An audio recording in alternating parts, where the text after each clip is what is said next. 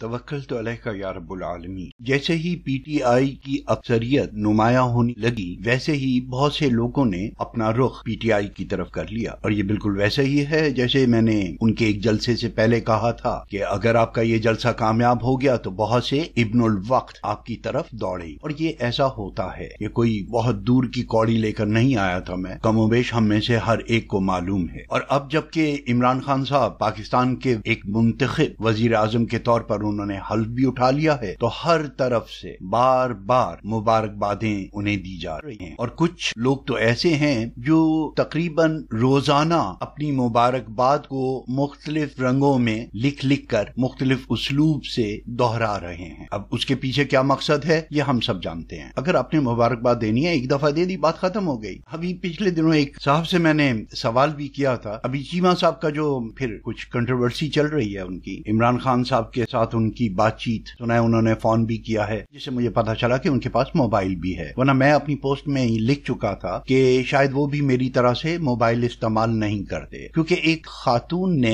एक इश्तहार शाया किया और उसके बाद उसे आगे फॉरवर्ड किया गया, शेयर किया गया, यहां तक कि वो मुझ तक पहुंच गया। और उसमें ये तहरीर था कि चीमा साहब को वजीरे रियासती उमूर और सरहदों के वफाकी वजीर के तौर पर मुंतखब होने पर मुबारकबाद पेश करती हूँ दिल की इंतहा गहराइयों से। और फिर उसके बाद ये शेयर किया गया। जब मुझ तक पहुंचा तो मैंने नीचे कमेंट में लिखकर पूछा कि ये खातून कौन है।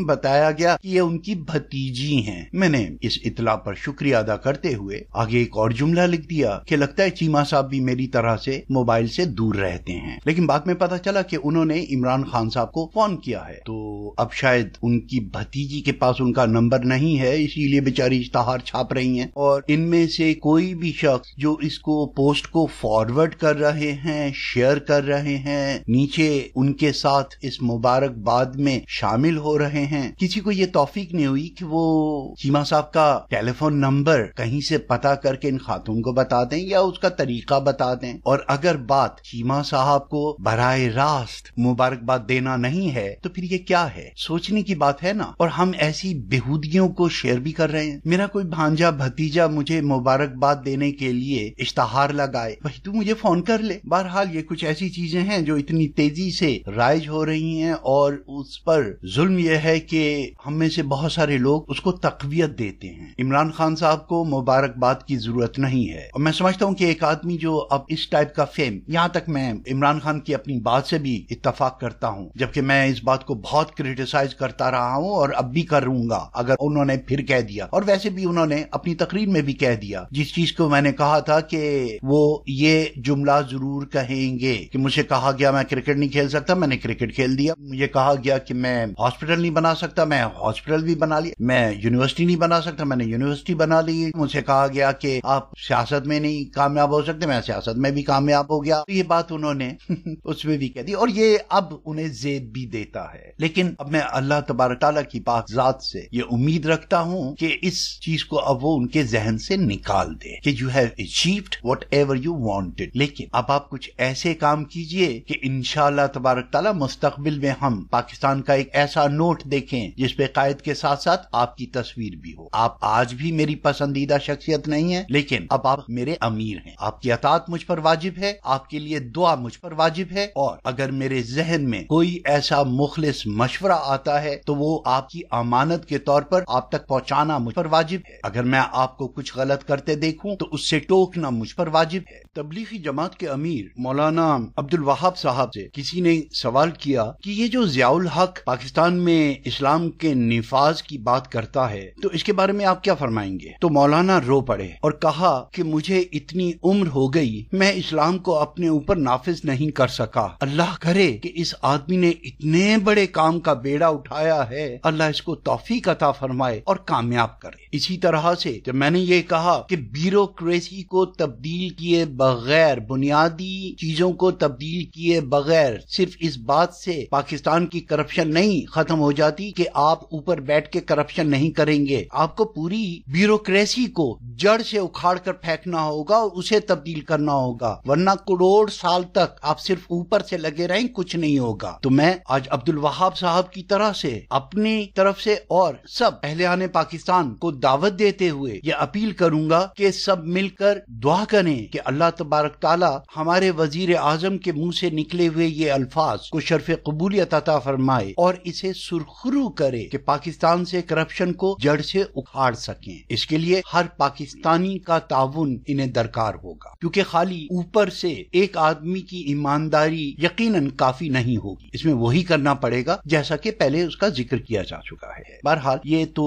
دینی بات ہے. میرے عقیدے کے مطابق ان باتوں کی پوچھ گچھ مجھ سے آخرت میں ہوگی، اس لیے اس طرف ذرا احتیاط سے کام لیتا ہوں. اب جہاں تک رہی عمران خان صاحب کو مبارکباد دینے کی اور متواتر، تو اس کے بارے میں یہ عرض کر دوں کہ وہ شخص جو اوائل جوانی ہی سے آٹوگراف دینے کا عادی ہو جائے تو شاید یہ شور، یہ کلیپنگ، یہ نعرے بازی شاید اس کے پیروں کو زمین سے نہ اٹھا سکے. وہ اس چیز میں تو یقیناً بااختیار ہوگا کہ کوئی تعریف اور توصیف اور مبارکبادوں کے ریلے اس کی سوچ پر اثر انداز نہیں ہوں گے. انشاءاللہ اللہ اسے استقامت عطا فرمائے. اور جیسے میں نے کہا کہ اس حد تک وہ صحیح تھے، تو وہ باقی کیا حد تھی؟ جیسے میں نے ان پہ تنقید بھی کی تھی اس بات پر کہ مجھے سیاست میں آنے کی کیا ضرورت تھی، میرے پاس اللہ کا دیا سب کچھ تھا. تو اس پر میں نے یہ کہا تھا کہ جتنا کچھ آپ کے پاس ہے دوسروں نے ریڑیاں نہیں لگائی ہوئی، ان کے پاس آپ سے کہیں زیادہ ہے. یاد ہے میرا یہ لیکچر ہے نا؟ یس، ہاں ایگزیکٹلی.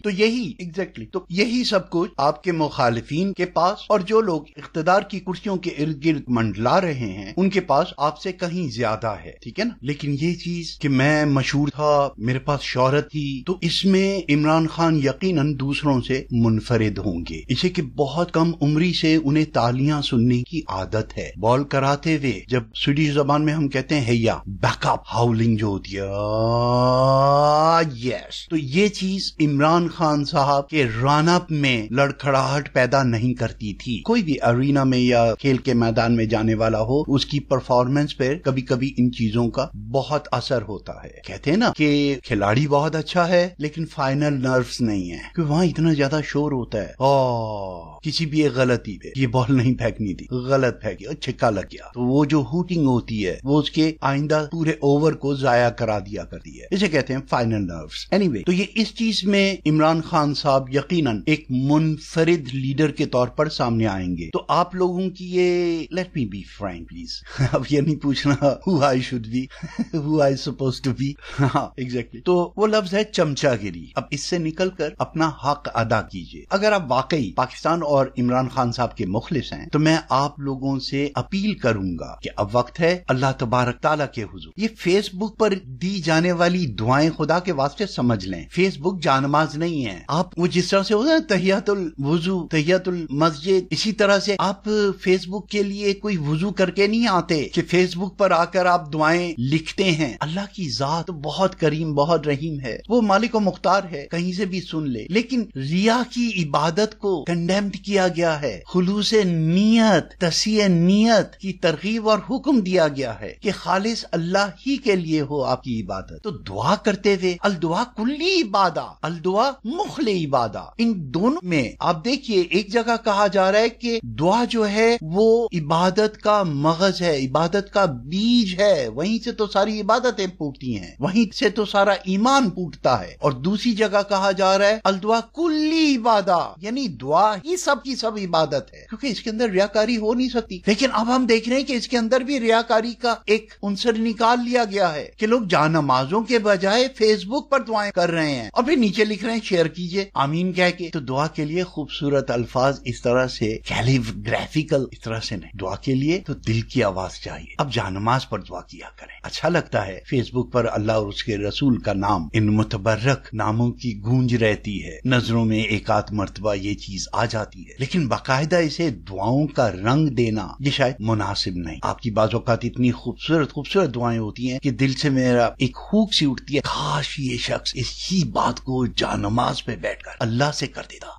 کیونکہ یہ کہا گیا ہے، یہ حکم ہے کہ اللہ کو اس خوبصورت خوبصورت ناموں سے پکار. جب ہمیں یہ کہا گیا ہے قُلُّ لِلنَّاسِ حُسْنًا، لوگوں کے ساتھ خوبصورتی کے ساتھ حسن گفتار رکھو، تو اللہ تبارک تعالیٰ کے ساتھ اس کی انتہا ہونی چاہیے. بہرحال تو عمران خان صاحب کے لیے دعاؤں کی درخواست ہے، بلکہ یوں کہنا چاہیے کہ آپ کو آپ کا فرض یاد دلا رہا ہوں کہ ان کے لیے دعا کیجیے. اللہ انہیں سرخرو کرے، استقامت دے اور ان کی رہنمائی کرے. اب یہ مبارکبادوں کے سلسلے کو بند کیجیے. انشاءاللہ اللہ تبارک تعالیٰ مجھے بھی توفیق دے کہ جس طرح سے گڈ آفٹر نون پاکستان، یعنی نون سے مراد نون لیگ والا نون پاکستان میں نے کہا تھا، اسی طرح سے اللہ مجھے توفیق دے کہ میں پورے پاکستان کو مبارکباد دوں کہ وی ہیو اچیوڈ آر گول. آج میری تنقید رنگ لائی ہے. آج عمران خان صاحب نے میری تمام باتوں کو غلط کر دکھایا. جو میرے خدشات تھے اور جو ان سے امیدیں تھی وہ انہوں نے پوری کر دکھائیں. مبارک ہو ہم سب کو. اب یہ کہا جا رہا ہے کہ یہ مشورہ عمران خان کو اگر آپ دینا چاہتے ہیں تو اس پر شیئر کریں، ایسا ہونا چاہیے یا ایسا نہیں ہونا چاہیے. ارے بھائی، اگر تم پاکستان اور عمران خان کے مخلص ہو تو وزیر اعظم سیکریٹریٹ میں ایک میل کر دو. اچھے مشورے کے لیے ضرورت نہیں ہے کہ وہ 10 کروڑ لوگوں کی طرف سے ہو. الحمدللہ وہ سویڈن کی پارلیمنٹ ہو، وہ ISPR ہو یا ایون عمران خان ہو، میں نے بغیر کسی دوسرے کے سائن کے اب تک جو کچھ بھی میرے ذہن میں اخلاص کے ساتھ آیا میں نے پرائیویٹلی ان لوگوں کو بھیجا. کچھ باتیں اپنے شاگردوں کے ساتھ شیئر کی، کچھ باتیں اس ریکارڈنگ میں بھی الاؤ کی کہ آن دی ہول ہمارا ایک ذہن بھی بنے. لیکن جس طرح سے میں اپنی ان لیکچرز کے لیے میں نے اس میں کبھی نہیں کہا کہ آپ شیئر کریں، آپ اسے لائک کریں، آپ اسے سبسکرائب کریں، نہیں. لیکن اتنی امید میں رکھتا ہوں کہ اس سے کچھ لوگ حوصلہ پاتے ہیں اور وہ اپنی نجی محفلوں میں اس کا ذکر رکھتے ہیں، اس سے بات چیت آگے کرتے ہیں، اس پر ڈیبیٹ کرتے ہیں، اور اس موٹیویشن سے وہ لوگ حکومت کو خط لکھتے ہیں، حکومت کو میل کرتے ہیں. That is some thing practical. اب اگر آپ یہ سوچ لیں کہ کسی چیز پر 1 کروڑ لائکس ہوں تو عمران خان یا ISPR یا پاکستان کی فوج یا ISI یا سویڈش گورنمنٹ یا سیپو یا کوئی اس پر عمل کریں گے صرف اس لیے کہ اتنے لوگوں نے اسے لائک کیا یا اتنے لوگوں نے اسے ڈس لائک کیا. ایک آدمی کافی ہوتا ہے. جیسے الحمدللہ انہوں نے یہ بات کہہ بھی دی عمران خان صاحب نے کہ ویسل بلوئر، میں نے بیل رنگر کا لفظ استعمال کیا تھا، وہ ایک کافی ہوتا ہے. اب آپ ویسل بلوئنگ کیا کریں گے؟ فیس بک پہ کریں گے. وہ جیسے ایک مرتبہ معین اختر صاحب نے پولیس کے یہ ہوٹرز کا مذاق اڑاتے ہوئے کہا تھا کہ یہ کیا ہے کہ جب آپ کو بلایا جاتا ہے کہ وہاں فلانی جگہ ڈاکہ پڑ رہا ہے تو آپ لوگ شور مچاتے ہوئے آتے ہیں بچوں کی طرح سے، ہم آ گئے، ہم آ رہے ہیں، ہم آ رہے ہیں، ہم آ رہے ہیں، پاں پاں پاں پاں پاں پاں. کون سا چور ہے جو وہاں پر رکا رہے گا؟ لیکن بہرحال اس کی ایک علیحدہ نفسیات ہے کہ چور جو ہے وہ اس جگہ سے فرار اختیار کرنے کی کوشش کرے، کسی ایک جگہ پر مٹ بھیڑ اس طرح سے نہ ہو جائے کہ وہ پینک میں فائر وغیرہ کر دے. کیونکہ فرینسک اتنی ترقی کر چکی ہے کہ کسی جگہ سے ان کے کچھ بھی چھوٹے سے چھوٹے نشانات مل جائیں، بال گر جائے، کہیں ہاتھ لگ جائے ان کا، ان کے کپڑوں سے گرد گر جائے، بہت کچھ ہوتا ہے. بہرحال ہمارا موضوع فرینسک نہیں ہے. تو اگر آپ لوگوں کو کوئی مشورہ دینا ہے تو فیس بک پہ ووٹنگ کرنے کے بجائے ڈائریکٹ وزیر اعظم کے سیکریٹریٹ میں بھیجیں. اور عمران خان کے بہاف پر میں آپ سے وعدہ کر سکتا ہوں الحمدللہ ایسی باتوں کے لیے میرے اندر بہت کانفیڈنس ہے، اور جو سچا ہے کہ اگر آپ کا مشورہ اچھا ہوگا تو وہاں جو انہوں نے چھانٹی کرنے کے لیے لوگ رکھے ہوئے ہوں گے تو وہ وہاں پر انہیں دیکھیں گے. وہاں پر وہ یہ نہیں دیکھیں گے کہ یہ خط ہے، اس کے پیچھے 5000 سائن موجود ہیں. نو، وہ ایک بےہودگی بھی ہو سکتی ہے. جیسے اس وقت اگر میں 1 کروڑ سائن لے کر عمران خان صاحب کو، ان صاحب کی اس میل کو آگے کر دوں کہ کرپشن کی سزا موت ہونی چاہیے، آپ ایگری کرتے ہیں، اور میں 10 کروڑ لوگوں کے سائن لے کر عمران خان صاحب کو بھیج دوں، کیا کر سکتے ہیں عمران خان صاحب؟ اس کے لیے ہے اس کے پاس 2/3 میجورٹی کہ وہ ایک کیپٹل کرائم کے لیے قانون بنا لیں؟ نہیں نا. تو ایسی بےہودگیوں سے باز رہیں، نہ اپنا وقت برباد کریں نہ دوسروں کا وقت برباد کریں. کیونکہ کچھ لوگ آپ کو اتنی ویلیو دیتے ہیں کہ جب آپ کی پوسٹ آتی ہے آدمی پڑھتا ہے اسے، لیکن بعد میں پتہ چلتا ہے ٹائم ویسٹ کروایا اس آدمی. تو آہستہ آہستہ آپ آنکھوں سے گرتے چلے جاتے ہیں، یہاں تک کہ پھر جب آپ کے نام سے کوئی پوسٹ آتی ہے تو آدمی اسے دیکھتا بھی نہیں کہ پھر ماری ہونی ہے کوئی یہ بڑیوں نے کہ اس کو سائن کریں، اسے شیئر کریں، آمین کہہ کے آگے پہنچائیں. اگر آپ کا ایک مخلص مشورہ ہے، اگر آپ کی پوسٹ اچھی ہے تو لوگ خود بخود اسے فارورڈ کریں گے. ایک اچھی سوچ خود بخود فارورڈ ہوتی ہے. آپ کے کہنے سے کتنے لوگ کر دیں گے؟ شاید 1-2 جاہل آپ کے ارد گرد کے جن سے آپ یہ شکایت کرتے ہیں ٹین ایجرز بچوں کی طرح سے کہ تو نے مجھے لائک نہیں دیا تھا، تو نے میری اس کو فارورڈ نہیں کیا تھا. کم آن، مجھے امید ہے کہ جن لوگوں سے میں اس وقت مخاطب ہوں وہ اس بات کو سمجھیں گے اور آئندہ سے اس بات سے اجتناب کریں گے کہ کسی کے اوپر ہم اتنا اخلاقی دباؤ نہ ڈالیں اپنے تعلقات کی بنیاد پر کہ وہ اسے شیئر کریں. میں اس بات سے بہت ڈرتا ہوں. مجھے بہت سی باتیں اچھی لگتی ہیں لیکن اسے میں صرف اس لیے شیئر نہیں کرتا کہ اس کے نیچے لکھا ہوا ہے شیئر کریں. تو اب اگر میں کسی آدمی کو بھیجتا ہوں اور اگر وہ اس سے اتفاق نہیں کرتا، چلیں ایک مثال دے دیتا ہوں. اس طرح سے سمجھیں کہ میرا ایک شاگرد دیکھتا ہے کہ سر نے مجھے یہ بھیجا ہے اور اس کے اندر لکھا ہوا ہے اسے شیئر کریں. I don't want to involve in this. جیسے ابھی یہ خاکوں کا معاملہ ہے، کتنے لوگ اسے شیئر کر رہے ہیں. لوگوں کے اپنے تحفظات ہیں، ہمیں یہ بات بھولنی نہیں چاہیے. کچھ لوگوں کے تحفظات صحیح ہیں اور کچھ لوگوں کے تحفظات غلط ہیں، لیکن in the end of the day وہ لوگ جو اسے اپنی قبر کا معاملہ سمجھتے ہیں، ان کے سامنے کسی بھی قسم کا کوئی ڈر، خوف یا نفع یا نقصان مانے نہیں ہوگا. بہت سے لوگ مصلحت انگیزی سے کام لے رہے ہیں، بہت سے قسم کے خدشات نے انہیں گھیرا ہوا. کچھ لوگ صرف اپنے معاشرتی اور اپنے ارد گرد کے پریشر کی وجہ سے کچھ چیزوں کو کنڈیمڈ کرنے کی کوشش کرتے ہیں. ان کارٹونز ہی کے بارے میں بات کر رہا ہوں کہ ان کی پروٹیسٹ میں بھی یہ نظر آ رہا ہے کہ میں بھی کچھ بولا، میں نے بھی صرف اسے فارورڈ کر دیا یا میں نے صرف لائک کر دیا. کل ایک صاحب کا پوسٹ دیکھا، انہوں نے بھی گونگلوں کے اوپر سے مٹی جھاڑی ہے. نہ تو رسول اللہ صلی اللہ علیہ وسلم کا اس میں مبارک استعمال کیا، نہ انہوں نے کارٹون کا ذکر کیا اور ایسے الفاظ کا چناؤ کیا جو عام فہم نہ ہوں. مزہ کا یہ طرز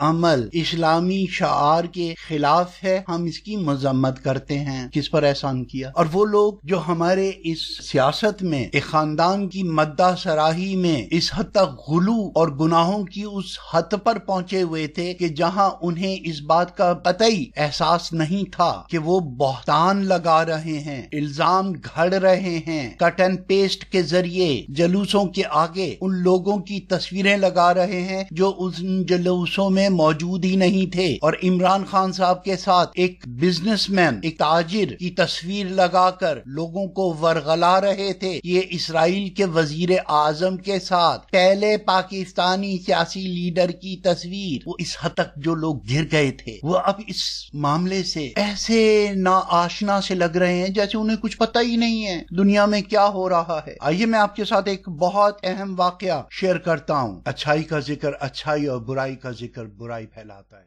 انہی خاکوں کے اللہ پاکستان اور پاکستان کے حامیوں کو اپنے حفظ و امان میں رکھے. فی امان اللہ.